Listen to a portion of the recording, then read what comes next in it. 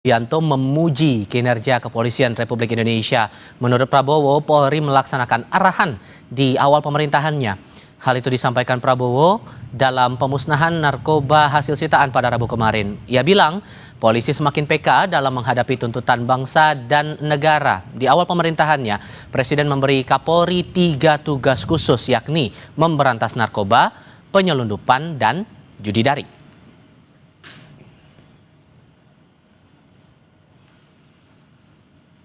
Jadi saudara-saudara, saya menyampaikan penghargaan saya, terima kasih kepada Polri. Memang 1 tahun ini saya fokus kepada hal-hal yang lain, tapi saya mengerti dan saya terima kasih Anda nangkep tugas yang saya berikan di awal pemerintahan saya. 3 hal Anda sudah jalankan, sekarang sudah Anda buktikan ke rakyat. Teruskan upaya ini. Saya lihat polisi sekarang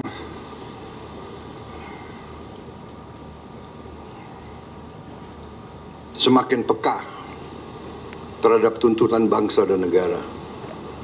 Polisi sekarang berada di depan bersama yang lain, bersama TNI, di bidang produksi pangan. Presiden Prabowo Subianto mengaku pernah menitipkan mantan pengawalnya kepada Kapolri. Prabowo mengklaim langkahnya ini sah. Tapi ia mengakui juga selama menjabat sebagai presiden tidak pernah cawe-cawe alias ikut campur dengan struktur organisasi di Polri. Di awal pemerintahan saya hormati Anda. Saya tidak cawe-cawe, saya tidak titip. Satu pun pejabat saya tidak titip. Benar, Kapolri?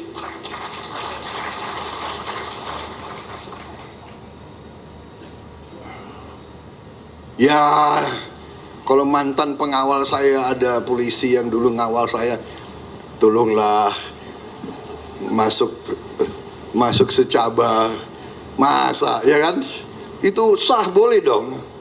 Saya titip, ini bintara baik, ya jadikanlah perwira capakan. Dari ratusan ribu aku titip berapa? 2-3 orang, ya kan? Ya saya ngaku lah. Tapi itu sah. Bener nggak? Ayo, jenderal-jenderal, menteri-menteri, kalian juga nitip-nitip kan? Ya 1-2 orang boleh. Tapi nggak ada saya titip ponaan saya apa, iya kan?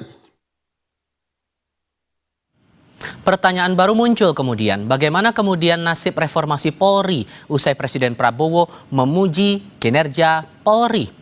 Kita diskusikan bersama para narasumber. 3 narasumber bergabung saat ini. Ada mantan Kapolda Jawa Barat Irjen Purnawirawan Anton Carlian, anggota Komisi 3 DPR RI fraksi PKS Nasir Jamil, dan tim advokasi Koalisi Masyarakat Sipil untuk Reformasi Kepolisian Aulia Rizal. Assalamualaikum semuanya, selamat malam. Ya, waalaikumsalam. Waalaikumsalam, selamat malam. Terima kasih. Semuanya sudah bergabung dalam diskusi kami kali ini. Pak Prabowo dalam momen itu, Bung Paul bilang, saya lihat polisi sekarang semakin peka terhadap tuntutan bangsa dan negara. Polisi sekarang berada di depan bersama yang lain, bersama TNI di bidang produksi pangan. Anda sepakat dengan hal itu, Bung Paul? Iya, yang perlu diperhatikan itu sebetulnya apakah Presiden Prabowo itu paham mengenai tugas dan fungsi Polri, baik secara konstitusional maupun secara aturan perundang-undangan, khususnya Undang-Undang Polri ya. Kalau secara fungsi dan tugas kepolisian itu yang menegakkan hukum, menjaga keamanan dan ketertiban, dan juga fungsi kepolisian melayani, mengayomi, dan melindungi masyarakat. Nah, hal ini yang sebetulnya nggak dipotret dari pernyataan Presiden Prabowo, apalagi mengaitkan dengan konteks pangan. Gitu. Apakah itu adalah tugas dan fungsi konstitusionalnya Polri gitu? Nah, tentu itu bukan tugas dan fungsi pemolisian. Itu di luar tugas pemolisian atau non-policing gitu. Nah, itu hal yang sebetulnya kami menjadi kekhawatiran kami, satu hal, dan menjadi hal yang catatan untuk konteks reformasi kepolisian. Kalau Presiden ingin melakukan reformasi kepolisian, Presiden itu betul-betul memahami tugas-tugas wewenang secara konstitusional dari kepolisian ya. Tapi kalau perspektifnya sedangkal itu ya kami mengkhawatirkan bahwa Presiden Prabowo ini nggak memahami mengenai pentingnya urgensi reformasi kepolisian karena tugas kepolisian saja tidak tergambar ya dari Oke, soal cara reformasi pandang kita akan bahas seorang itu presiden. nanti. Cuman kalau melihat tolok ukur yang disampaikan oleh Presiden, pemberantasan narkoba, kemudian penyelundupan dan judi daring ini sudah sesuai dengan target yang diarahkan Presiden. Harusnya positif dong, Mas? Iya, sebetulnya kan kita melihat apakah pemberantasan judi daring atau termasuk penyelundupan dan narkoba itu menyentuh pelaku-pelaku atau keterlibatan aparat ya, karena kan kita sering mendengar, misalnya di kasus Teddy Minahasa saja, itu keterlibatan kepolisian bahkan hingga Kapolda yang Jenderal Bintang 2 saja ada, dan artinya ini bersifat terstruktur, masif, dan juga cukup ada deployment anggota kepolisian. Jadi relatif ini bukan kerja-kerja individual.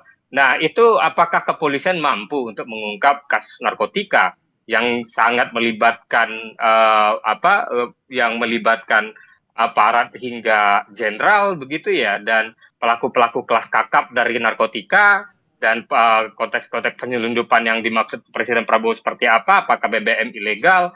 Apakah penyelundupan terhadap tambang-tambang ilegal yang sering beredar seperti yang kita dengar beberapa tahun lalu, bahkan melibatkan Komjen kepolisian bintang 3 gitu. Nah, yang hal semacam itu apakah betul-betul dilakukan oleh kepolisian? Oke. Makanya kita nggak bisa sedangkal itu melihat statement dari Presiden Prabowo menurut Nah, saya. Pak Anton, kalau Anda mendengar alasan dari Bung Paul kemudian mengkorelasikan dengan pernyataan Pak Prabowo waktu itu, Anda di pihak mana? Setuju bahwa memang ada perbaikan sehingga layak dipuji institusi Polri ini, atau malah ada hal catatan kritis di sini? Ya, ini sebetulnya hanya sekedar satu support signal kepada kepolisian, karena kemarin kepolisian ini kita tahu bersama banyak sekali mengalami ya masalah-masalah yang bisa memperburuk citra Polri. Tetapi dalam hal ini beliau sangat paham sekali bahwa kalau ada pencurian di lumbung padi tidak perlu membakar lumbungnya.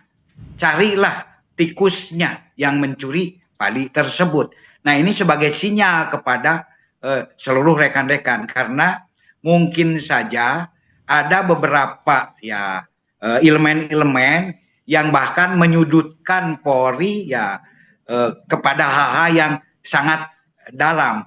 Padahal bagaimanapun juga polisi ini adalah fungsi negara. Justru beliau sangat paham tentang tugas dan fungsi polisi. Tapi kemudian ada yang mengkritik bahwa polisi harusnya nggak perlu mengurusi produksi pangan, Pak.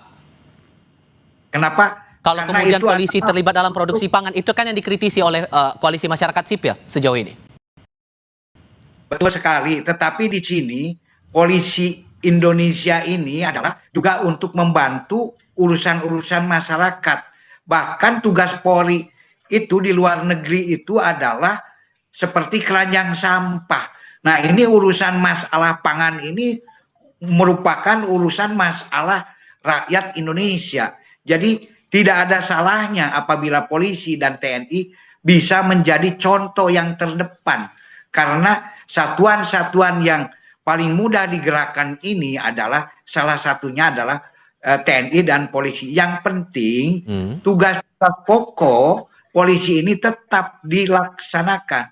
Karena apapun juga ini adalah untuk ujung-ujungnya keamanan, ketertiban, penegakan hukum, untuk kesejahteraan masyarakat. Dan ketika ada tugas-tugas untuk mensejahterakan masyarakat demi ketahanan, kan ini bagian daripada ketahanan. Sedangkan pasal itu kan ketahanan juga. Ketahanan itu tidak berarti ketertiban umum saja. Pangan pun merupakan bagian daripada ketahanan di Indonesia. Pak Nasir, kalau kemudian Anda melihat, sudah kami tangkap poin dari situ, Pak Anton. Kalau Bung Nasir sendiri dari Komisi 3 sejauh ini melihatnya tolok ukur yang disampaikan Presiden bahwa Polri ini layak dipuji dengan beberapa tolok ukuran ini relevan atau justru ada catatan kritis? Ya, sebenarnya fungsi-fungsi yang melekat di dalam institusi kepolisian itu representasi dari fungsi negara.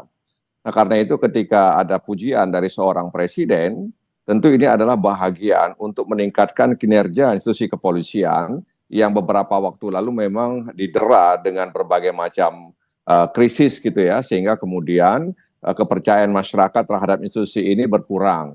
Dan memang harus kita akui bahwa tidak ada institusi yang kemudian sempurna. Jadi apa yang dilakukan oleh Presiden dalam pandangan kami itu sebagai upaya, sebuah pengakuan bahwa memang upaya pemolisian masyarakat itu bukan hanya soal mengajak masyarakat ikut menjaga keamanan di daerah mereka masing-masing, tapi juga pemolisian masyarakat itu adalah bagaimana menjaga ketahanan, dalam hal ini ketahanan pangan ya. Jadi keterlibatan atau keikutsertaan institusi kepolisian dalam ketahanan pangan, kemudian juga bagaimana mereka bisa ikut dalam program makanan gizi tersebut, itu juga dalam rangka untuk menjaga dan memelihara keamanan dan ketertiban di masyarakat. Jadi Walaupun kemudian memang, ada yang berpendapat ini di luar konteks tugasnya polisi, Bang Nasir. ya, sebab setelah reformasi, polisi itu menjadi institusi sipil dia, bukan lagi kombatan. Nah, karena itu dia bersama masyarakat sipil, bersama institusi sipil itu berusaha untuk menghadirkan masyarakat yang aman dan tertib. Jadi bayangkan kalau misalnya masyarakat itu mengalami krisis, misalnya pangan atau tidak memiliki ketahanan pangan, itu akan berdampak terhadap ketertiban dan keamanan di tengah-tengah masyarakat. Kalau misalnya di tengah masyarakat marak judi online ya, kemudian juga marak peredaran gelap narkoba, itu tentu akan mengganggu keamanan masyarakat setempat. Nah, karena itu sekali lagi, di samping penegakan hukum, maka upaya-upaya untuk melindungi masyarakat dari berbagai macam ancaman, bukan aja ancaman secara fisik ya, tapi juga ancaman dalam konteks ketahanan pangan tadi, itu harus dilakukan oleh kepolisian. Apalagi sekali lagi saya katakan bahwa Kapolri itu kan berkedudukan di bawah Presiden dan bertanggung jawab kepada Presiden. Jadi tanggung jawab seorang Kapolri kepada Presiden itu bukan hanya soal keamanan, bukan soal penegakan hukum saja, tapi bagaimana program-program Presiden itu bisa dibantu sepenuhnya oleh institusi kepolisian. Program Astacita nomor 7 itu soal penegakan hukum, ya, reformasi birokrasi, kemudian juga penindakan terhadap korupsi, dan bagaimana penindakan terhadap peredaran gelap narkoba itu kan harus menjadi tanggung jawab Presiden, dan itu kemudian dibantu oleh institusi kepolisian, oleh TNI, masyarakat sipil ya, agar kemudian apa yang kita cita-citakan itu bisa kita wujudkan. Jadi sekali lagi saya ingin katakan bahwa terlepas dari banyak kelemahan, ada kekurangan, maka apa yang disampaikan oleh Presiden itu satu hal yang objektif yang harus kita terima. Di satu sisi sudah ada pujian, dan di sisi lain kita juga melihat sudah lama kita mendengar ada upaya untuk reformasi kepolisian, tapi sampai detik ini pemerintah belum mengeluarkan tim yang rencananya bakal dibentuk, komite apapun lah namanya itu, untuk mereformasi kepolisian. Dengan pernyataan pujian ini, apakah maksudnya upaya reformasi Polri dari tataran pemerintah bakal jalan di tempat? Kita akan jawab nanti usai jeda berikut.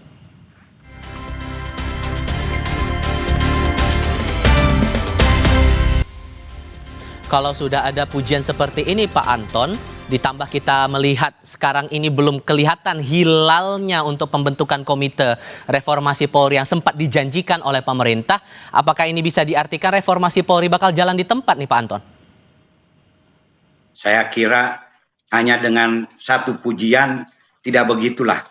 Seperti yang dikatakan juga Bang Nasir, bahwa beliau mengangkat Jenderal Dopiri sebagai staf khusus reformasi kepolisian, dan juga saya kira nanti akan dibentuk juga timnya. Nah, maka masalahnya apakah nanti tim itu perlu atau tidak, ya kita lihat perkembangan bagaimana kepolisian ke depan. Bahkan setelah adanya perintah untuk reformasi kepolisian, kan secara internal pun juga Kapolri melaksanakan evaluasi internal ke dalam. Jadi kalau menurut saya jangan hanya gara-gara misalkan satu support dari Presiden kemudian akan menghilangkan sesuatu yang lain. Ini tapi tim akselerasi internal Polri yang dibentuk kemarin itu belum ketahuan juga Pak, hasilnya apa, analisisnya bagaimana, bagian mana yang harus direformasi, itu publik belum ketahuan loh. Ya, nanti kan tinggal ditanyakan oleh publik, tanyakan kepada Kapolri, apa sebetulnya hasil dari pada reformasi internal.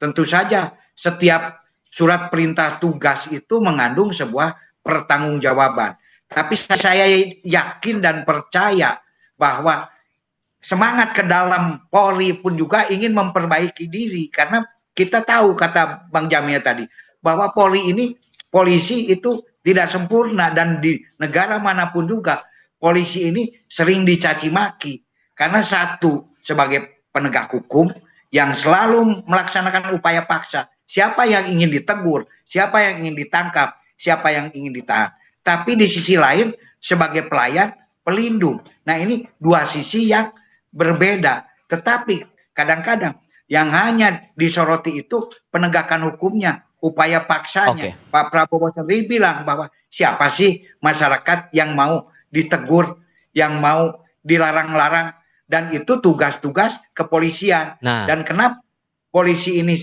sering juga dibenci, dicaci maki, karena yang datang ke polisi itu ya bukan orang-orang senang, orang-orang susah, orang-orang yang diperkosa, orang-orang yang pencurian dan lain-lain. Jadi sehingga masih akan tetap dilaksanakan, sekalipun support dari Pak Prabowo itu justru sebagai penyemangat. Nah, Bang Nasir, baik. Kalau melihat seperti ini, Anda merasa bahwa tim reformasi Polri bentukan pemerintah juga masih perlu untuk dibentuk, atau cukup dengan tim akselerasi yang sudah dibuat Kapolri kemarin? Iya, jadi ada ataupun tidak ada komite reformasi kepolisian yang nanti katanya akan dibentuk oleh istana, atau kemudian tim transformasi reformasi di kepolisian, maka Presiden dan Kapolri itu harus tetap meneruskan dan melanjutkan reformasi di tubuh kepolisian sebagai amanah reformasi dan masyarakat Indonesia. Jadi tentu saja dalam upaya mereformasi itu selalu ada upaya untuk mengevaluasi apakah aspek struktural, instrumental, dan kultural itu telah mampu menjawab harapan daripada masyarakat. Dan yang harus direformasi yang paling concern menurut Anda dalam hal apa?